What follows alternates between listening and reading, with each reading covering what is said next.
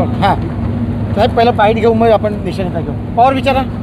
Sir, आज आपला मोठ्या फरकाने विजय झालेला, पहिली प्रतिक्रिया काय आपली? माझी पहिली प्रतिक्रिया हीच आहे की रायगड रत्नागिरी जिल्ह्यातील जनतेने आणि विशेष करून महायुतीतील घटक पक्ष असलेला भारतीय जनता पक्ष, शिवसेना, राष्ट्रवादी काँग्रेस, मनसे या सर्वच कार्यकर्त्यांनी घेतलेली अतिप्रचंड मेहनत आणि माझ्या विकासाच्या मुद्द्यावरती जी निवडणूक मी लढवली त्याला एक अभूतपूर्व असं यश जनतेने दिलेलं आहे. मी जनतेचं आयुष्यभर ऋणी त्या ठिकाणी राहील. सर, कोकणामध्ये महायुतीचं पारडं जड वाटते, काय सांगाल? सरळ आहे की राणेसाहेब असतील, सुनील तटकरे असेल, श्रीरंग भाणे असतील, मला स्वतः श्रीकांत शिंदे, मला काय समाज निकाल त्या ठिकाणी काय पाहायला मिळाले, नरेश बसके असतील, एक चांगल्या पैचं प्राबल्य आज त्या ठिकाणी महायुतीने दाखवलेलं आहे. भाजप, राष्ट्रवादी काँग्रेस, शिवसेना एकत्रितपणे असल्याच्या नंतर कोकणातला भक्कमपणा हा अधिक होतो आहे.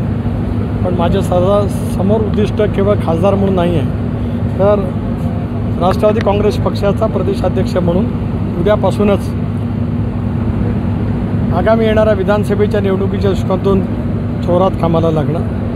कोकणात 15-0, रायगडमध्ये 7-0, रायगड लोकसभा मतदारसंघात 6-0 हे उद्दिष्ट ठेवून आता कामाला लागतं. सर, देशात जर आपण विचार केला तर मागील निवडणुकींचा करिश्मा कमी होताना दिसतोय. नाही, काँग्रेस पक्षाला यश मिळालं कारण सर्वच राजकीय पक्ष एकत्रित त्या ठिकाणी आले. यापूर्वी 2014-19ला ते सगळे एकत्रित नव्हते, पण मोदी साहेबांचा करिश्मा त्यावेळेला होता, आताही आहे. पण आता ही एक हाती निवडणूक लढली गेली. मोदी साहेब विरुद्ध सगळे देशांतील राष्ट्रीय नेते त्या पातळीवरती ती निवडणूक लढली गेली.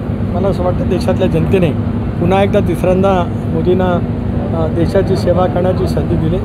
त्यांचं दूरगामी विचार, भविष्याचे विचार, देशाला मजबूत करण्याची प्रक्रिया या साऱ्याला एक तऱ्हेची शक्ती मिळते. सर, राज्यात महायुतीला अपेक्षित यश वेगानं दिसत नाही. एवढे सगळे पक्ष असतील, राज ठाकरेंच्या मनसेपासून सगळे पक्ष जवळ घेतले, तरीसुद्धा महायुतीला मोठा फटका बसताना दिसतो राज्यात. याचं एकमेव कारण की आम्ही शेवटपर्यंत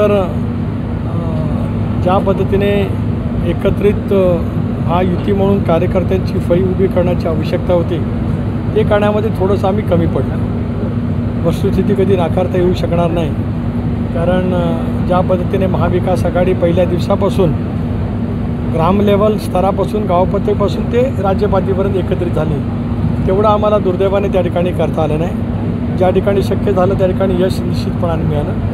पण काही निवडणुकांच्यामध्ये काही चुका होत असतात, त्या दुरुस्त करण्याची संधी आहेच. नाही, एक तर आम्ही 4 जागा लढलो होतो, त्याच्यातली 1 जागेवरती त्या ठिकाणी यश मिळालेलं आहे. उरलेल्या जागेवरती यश मिळालेलं नाही. आम्ही आत्मपरीक्षण करू, आत्मचिंतन करू आणि उद्यापासूनच मी म्हटल्याप्रमाणे आगामी येणाऱ्या विधानसभेला महायुती म्हणून सामोरं जाण्याच्या दृष्टिकोनातून सज्ज होणार.